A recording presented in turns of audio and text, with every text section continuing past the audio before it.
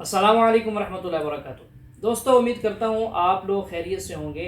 आए दिन कोई ना कोई पंडित या कोई ना कोई हिंदू मर्द या ख़ातून वो मुसलमान और मुसलमानों के अजीम त्यौहारों यानी रमज़ानुल मुबारक के ख़िलाफ़ कुछ ना कुछ बकते हुए नज़र आते हैं। जैसा कि आज की वीडियो में आप देखेंगे, एक इंडियन ख़ातून है हिंदू मज़हब से ताल्लुक़ रखने वाली, वो भी इस तरह की गुफ्तगू कर रही है। तो आपसे गुजारिश है इस वीडियो को देखें और इसके बाद इस बारे में आप सुनेंगे डॉक्टर जाकिर नाइक साहब से। वीडियो में हमारे साथ आखिर तक रहिएगा। हिंदू के ऊपर किसी को वो नहीं आया कि इतने अच्छे पवित्र नवरात्र चल रहे हैं। हम क्या समझते हैं रमजान को? हमारे लिए रमजान क्या है? हमारे लिए कुछ नहीं है। हमारे लिए हमारे पवित्र मेरी माई के नवरात्र चल रहे हैं। तो मैं कहना चाहती हूँ कि तुम्हारे मन में ये तो कभी नहीं आया कि नवरात्रों के ऊपर जाके हम इतने बड़े बड़े हमारे मंदिर हैं, मंदिरों में दिन रात कीर्तन हो रहे हैं, भजन हो रहे हैं, हम पुष्प माला कर दे। कोई आके मौलाना ने कहा कि मैं जा रहा हूँ, नवरात्र चल रहे हैं, मैं प्रसाद बांट के आऊंगा, मैं अपनी तरफ से 1 लाख रुपया देकर आऊंगा। किसी ने बोला?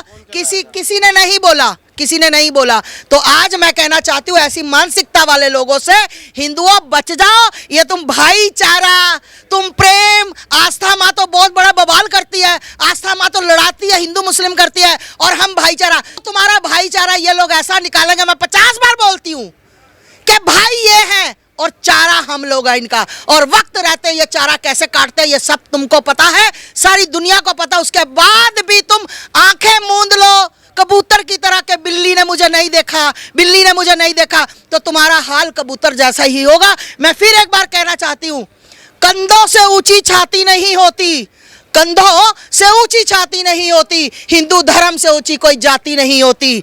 अगर दिया ही नहीं बचा तो भाती का क्या करोगे? अगर हिंदू धर्म नहीं बचा तो जाति का क्या करोगे? अस्सलाम वालेकुम साहब, पीस बी विथ यू।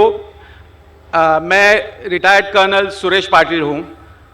पिछले 10-12 साल से मैं राष्ट्रीय एकात्मता बल्कि हिंदू मुस्लिम यूनिटी के लिए काम कर रहा हूँ। जैसे आजकल मीडिया में दिखाया जाता है, जिस तरह से उत्सव प्रियता बढ़ रही है। जब हम छोटे थे पूना में 60 साल पहले, तो शायद 1-2 देवियाँ बैठती थी, लेकिन आज के दौर में 100 से 200 देवियाँ के मंडप बैठने लगे। उसी प्रकार उस समय शायद गणपति के मंडल 50 थे, आज 5000 बन चुके हैं। तो मेरे जैसे जो समाज में काम करना चाहते, भाईचारा, प्यार, मोहब्बत हम सबके लिए देना चाहते, तो हमारी बड़ी समस्या होती है। आपने जो तकरीर की, हालांकि मैं आपके पीस टीवी पे हमेशा आपकी तकरीर सुनता हूँ और आपको मैं मुबारकबाद देना चाहता हूँ। बहुत अच्छी चीज़ें बताते हैं आप, ये नुक्ताचीनी बहुत अच्छी है। मैं समझता हूँ आप जिस तरह से ये अच्छी बातें बता रहे हैं समाज सुधार के लिए, ये बहुत बड़ा एक मैं कदम मानूंगा। लेकिन जिस तरह से टीवी पे आज दिखाया जा रहा है, अगर अमिताभ बच्चन चप्पल निकाल के अगर मंदिर में जा रहा है तो उसका पूरा आंखों देखा हाल 24 घंटा हर घंटे पे दिखाया जाता है, जिससे कि एवरेज आदमी जो है, जिससे एवरेज सो कॉल्ड मासेस है, उनको समझ में नहीं आता। सच्चाई यह है जो आप बता रहे हैं, जो मैं मानता हूं, क्योंकि मैं समझता हूं, मैं बहुत नाचीज हूं, लेकिन ये समझता हूं कि मैंने इस्लाम को बहुत नज़दीक से देखा हुआ है। क्योंकि मैं फौज में जब भर्ती हुआ था और मेरा जिस पलटन में तबादला हुआ था, वो पलटन मुसलमानों की थी, जो राजस्थानी मुस्लिम्स कायम खानी कहते हैं। तो 71 के लड़ाई में मेरे 33 जवान शहीद हुए, और उस समय मुझे भी छाती में बम के छर्रे लगे हुए थे, और उसमें पानी पिलाने वाला मेरा जो रेडियो ऑपरेटर था कमरुद्दीन, जो आज बुजुर्ग है, राजस्थान का है, उसको मैं मिलने गया था। तो मेरे जहन में अभी भी इस वक्त ताज़ा आँख के सामने दिखाई दे रहा है, कमरुद्दीन मुझे पानी पिला रहा है। और अगर वो नहीं मुझे पानी पिलाता तो शायद मैं आज आपके सामने खड़ा नहीं रह सकता था। मेरा ये मानना है, शायद बाकी लोग ना माने, मेरे सिर पे मुसलमान भाइयों का बहुत बड़ा कर्ज है, वो मैं वापस देना चाहता हूँ। तो हमारी समस्या यह है, जैसे मैं इससे पहले भी कह चुका हूँ, कि हमारे जैसे मेरे साथ काफ़ी मुसलमान भाई मेरे साथ काम कर रहे हैं, और सो कॉल्ड हिंदू भाई भी काम कर रहे हैं। तो हमें समाज को इकट्ठा लाने में बड़ी मुश्किल हो रही है। आप एक साइड में अच्छी बात बता रहे, मंदिर में जाना, या बच्चा कोई कुएं में गिर गया तो उसके लिए आरतियाँ हो रही है, तो ये उत्सव प्रियता बढ़ती जा रही है। और आपने जो चीज़ बताई है कि भाई भगवान तो एक है, उत्सव प्रियता के ऊपर जाना नहीं चाहिए, तो इस पर कुछ समझ भी नहीं आ रहा कि ये मीडिया को कैसा काउंटर किया जाए। क्या आपके प्रोग्राम ये मीडिया से रेगुलर पीस टीवी के अलावा दूसरे चैनल्स पे दिखा सकते हैं, जैसे आरतीओ को? क्योंकि मैं समझता हूँ फौज में हमें सिखाया गया था, मैं 25 साल उस रेजिमेंट में रहा हूँ, सुबह 5 बजे से लेकर रात को 11 बजे तक हम वो हमारे जवानों के साथ रहते थे। तो ईद हो, होली हो, दिवाली हो, हम उनके साथ में ही रहते थे। तो कहने का मकसद है, और वहाँ से हमने इस्लाम को इतना नज़दीक से देखा। यहाँ सब कुछ अच्छा है, प्यार मोहब्बत भाईचारा ब्रदरहुड सब कुछ अच्छा है, लेकिन मीडिया में ऐसा आजकल इंप्रेशन में आता है एवरेज आदमी के लिए कि भाई इस्लाम में कुछ कमियां हैं, लेकिन कमियां तो कुछ है ही नहीं है। तो इसके लिए क्या कोई और एक चैनल शुरू हो सकता है? या इनफैक्ट मैं ये कहना चाहूंगा कि जो आपकी जो तकरीर जो आज हो रही है, क्या ये आईसीसी चैनल से दिखाई जा रही है? अगर आज नहीं दिखाई जा रही तो कल दिखानी चाहिए। कर्नल साहब, वालेकुम अस्सलाम व रहमतुल्लाहि व बरकातहू। आप पर अल्लाह सुब्हाना व तआला की रहमत, बरकत और सलामती हो। आपने कई अच्छी बातें की, वक्त नहीं कि सबका जवाब दूं, लेकिन 4 बातों का दूंगा। सबसे पहले आपने कहा कि मेरा मुसलमानों पे कर्ज है। आपके ऊपर कोई मुसलमान का कर्ज नहीं। अगर कोई मुसलमान ने आपकी जान बचाई वो उसका फर्ज था, तो कोई मुसलमान का आपके ऊपर कर्ज नहीं है, उसका फर्ज था। कुरान मजीद में लिखा है सूरह माइदा में सूरह नंबर 5 आयत नंबर 32 में, अगर कोई भी इंसान किसी दूसरे इंसान की जान बचाता है, चाहे वो मुस्लिम हो या गैर मुस्लिम हो, वो सारी इंसानियत को बचा रहा है। तो कमरुद्दीन भाई ने अगर आपकी जान बचाई, अपना फर्ज किया, आपका उसके ऊपर कोई कर्ज नहीं है। वो उसका धर्म था, वो उसका फर्ज था। पॉइंट नंबर 2, आपने कहा कि पहले कम देवियां थी, 2-3, अभी सैकड़ों हैं। पहले 50 गणपति थे, अभी 5000 है। तो क्या हो रहा है? आपने गणपति की बात की, और पूना शहर आप जानते होंगे गणपति के मामले में सबसे अव्वल है। नहीं, दुख की बात यह होती है, सॉरी माफ करना, जैसे अगर लता मंगेशकर आके 25 लाख का हार या कुछ मुकुट बना देती है, मैं कहता हूं उससे एवरेज आदमी के मन पे क्या क्या गुजरती होगी। बिल्कुल सही। आप मीडिया की बात कर रहे हैं, पहले मैं गणपति की बात पूरी करूंगा, फिर आपकी मीडिया की बाकी 2 बातों पे भी आएंगे। अमिताभ बच्चन, लता मंगेशकर पे आऊंगा इंशाल्लाह। आप अगर जानते गणपति की हिस्ट्री, एक गणपति का मोर्चा किसने निकाला सबसे पहले? किसने?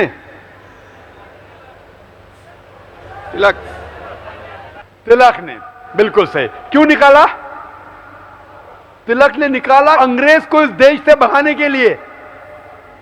एक अच्छा मामला था, कहां से उसका आइडिया मिले, किधर से मिली, उसका जिक्र नहीं करेंगे हम। उसका मेन मकसद था अंग्रेज को इस देश से भगा देने का। मकसद पूरा हो गया, अंग्रेज तो भाग गए। तो मकसद था, एक चीज का फायदा उठाया, लोगों के जज्बात की वजह से अगर वो कामयाब हो गए, अल्हम्दुलिल्लाह, वो काम पूरा हो गया। अब जैसे आपने कहा, दूसरी बात, अमिताभ बच्चन चप्पल निकाल के मंदिर में जाता है, शूटिंग होते, लता मंगेशकर हाथ दे रही है। अगर अमिताभ बच्चन या लता मंगेशकर खुदा की सही इबादत करते, अल्हम्दुलिल्लाह, चाहे अमिताभ बच्चन हो, लता मंगेशकर हो, सही इबादत करते, तो मैं उनको कांग्रेचुलेट करता हूं। लेकिन अक्सर पिक्चर में सिर्फ दिखावट के लिए होता है, दिखावट के लिए गोली मारी जाती, ये होता है, वो होता है। तो अगर कोई दिखावट के लिए कर रहा है तो सही बात नहीं। और आप बिल्कुल सही कह रहे कि मीडिया ऐसा पावरफुल हो चुका है कि मीडिया आज आसानी से एक हीरो को विलन बना सकता है, विलन को हीरो बना सकता है, दिन को रात बना सकता है, रात को दिन बना सकता है, सफेद को काला बना सकता है, day into night, black into white, बहुत आसान है। और बिल्कुल सही कहते हैं। आपने कहा कि आप मेरी तकरीर सुनते हैं पीस टीवी पे, कई सालों से सुन रहे हैं, आपको अच्छा लगता है। और मीडिया अच्छी चीज भी है, बुरी चीज भी है। बुरे काम में बुरा फल मिलता है, अच्छे कामों में अच्छा फल मिलता है। 3 साल पहले जब मैं पूना में आया था,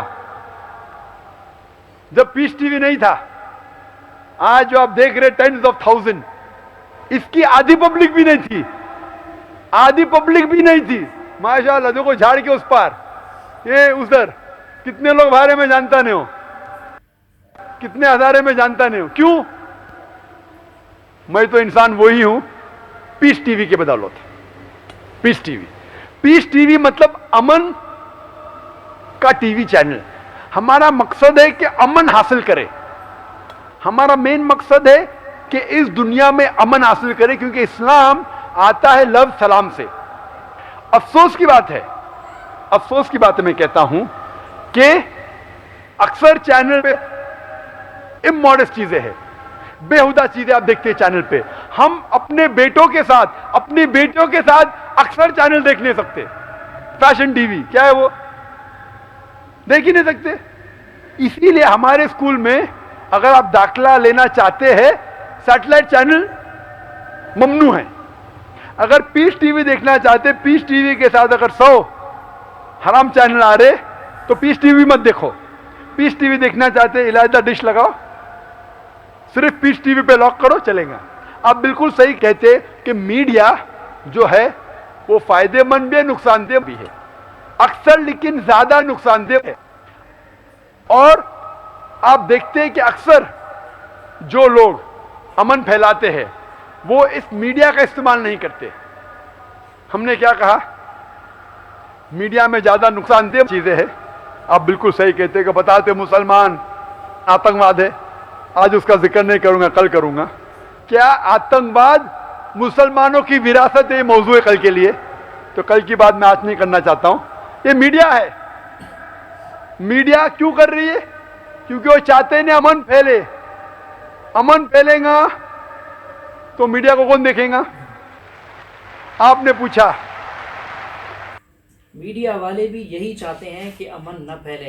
नाज़रीन, जैसा कि आजकल आप देख रहे होंगे, रमज़ान ट्रांसमिशन के हवाले से कितने प्रोग्राम ऐसे होते हैं जिनमें मुख्तलिफ मसालिक के उलमा इकराम को या दीनी समझ रखने वाले कुछ लोगों को बिठाकर आपस में डिबेट की शक्ल इख्तियार की जाती है, और उसमें सिर्फ़ और सिर्फ मकसद होता है पैसा कमाना, सिर्फ़ और सिर्फ मकसद होता है इंतशार पैदा करना, कि जब एक डिबेट को मुख्तलिफ मसालिक के मुख्तलिफ लोग देखेंगे तो हर मसलक वाला उसको जो है वो अच्छा भी कहेगा और बुरा भी कहेगा दूसरे मसलक वाले को। अपने आप को अच्छा समझना, दूसरे को बुरा समझना, इसको मीडिया आज फ़रोग़ दे रहा है, जिसका नुकसान उनको खुद को भी नज़र आ रहा है कि सारे के सारे लोग आपस में मजहबी उमूर पर इतना बहस मुबासा करते हैं कि गालम गलूज तक चले जाते हैं और ज़िद और इनाद में हक़ को कबूल करने की सलाहियत खो चुके हैं। तो चलिए मज़ीद सुनते हैं डॉक्टर ज़ाकिर लेक्चर से। कि ये लेक्चर बाकी चैनल में देख सकते, हम भले लाखों रुपया खर्चा करते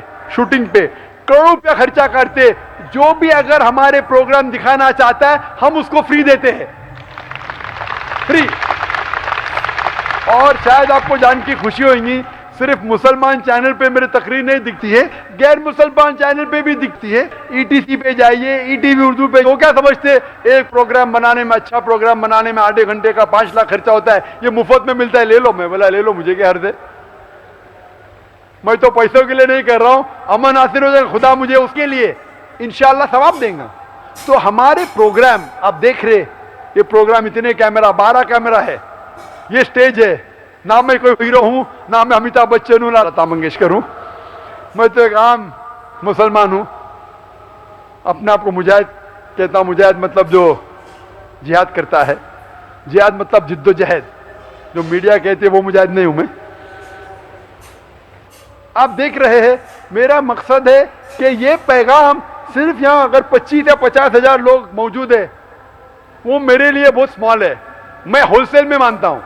ये कैमरा के जरिए इंशाअल्लाह करोड़ों लोग देखेंगे, और हमारा पीस टीवी अल्हम्दुलिल्लाह सुम्मा अल्हम्दुलिल्लाह सारी दुनिया में मौजूद है। अगर आप एक आम डिश लगाएंगे, भले केबल ऑपरेटर नहीं दिखा रहा है, 5-6 हजार खर्चा करेंगे, आपको दिखेगा। हमारा चैनल फ्री टू एयर है, एब्सोल्युटली फ्री, और अल्हम्दुलिल्लाह 7.5 करोड़ लोग हमारे चैनल को देखते हैं। आपने कहा कि बाकी चैनल पे दिखा सकते, बेशक। कुछ लोग मुझे पूछ रहे थे क्या लाइव टेलीकास्ट अब दिखा सकते हैं, क्या फ़ी लेंगे? मैं बोला फ़ी नहीं, मुफ्त। मैं कभी भी लेक्चर देने जाता हूँ कोई फ़ी नहीं लेता हूँ, खाली कहता हूँ कि दुआ करो मेरे लिए, एब्सोल्युटली फ्री। जी हाँ नाजरीन, असल ये है जब भी बंदा दीन का काम करे तो इखलास के साथ करे, बग़ैर किसी फ़ी के करे।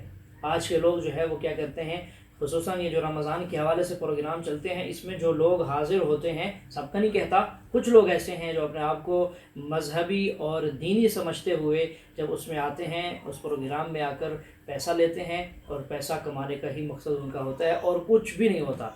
तो नाज़रीन, इखलास बहुत ज़रूरी चीज़ है। अल्लाह ताला इखलास वाले को ही नवाजते हैं, और जो इखलास नहीं रखता और उसके दिल के अंदर फतूर होता है या पैसे का लालच होता है, तो उसका ये अमल जो है वो रायगा हो जाता है। तो नाज़रीन, आज की हमारी ये वीडियो थी, कैसी लगी कमेंट करके ज़रूर बताइएगा और हमारे चैनल को सब्सक्राइब लाजमी कर दीजिएगा।